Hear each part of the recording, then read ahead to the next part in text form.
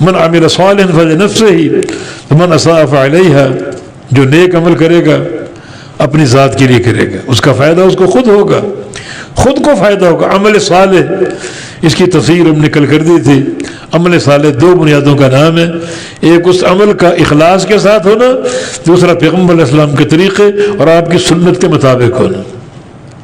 ایک عمل لاکھ آپ اخلاص سے کریں، اگر پیغمبر علیہ السلام کی سنت کے مطابق نہیں ہے وہ صالح کبھی ہو ہی نہیں سکتا، چاہے بظاہر اس کو آپ سونے اور چاندی کے خول میں بنا کر پیش کر دیں۔ تو من عمل صالحا فلنفسہ، جو نیک عمل کرے گا، جس نے نیک عمل کر لیا تو اپنی ذات کے لیے، اس کا فائدہ خود کو ہوگا۔ ومن اساء فعلیہا، اور جو برا عمل کرے گا تو اس کی برائی اسی پر ہوگی، اس کے خلاف جائے گی، اس کی بربادی کا پیغام ہوگی۔ وما ربک بظلام للعبید، اور نہیں ہے تیرا رب ظلم کرنے والا بندوں پر۔ اللہ بندوں پر کوئی ظلم کرنے والا نہیں، کسی قسم کا، چھوٹا بڑا کسی قسم کا۔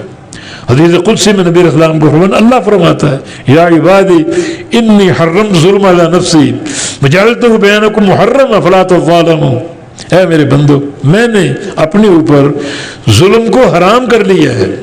وہ ذات عدل ہی عدل ہے، اللہ بندوں پر ظلم نہیں کرتا۔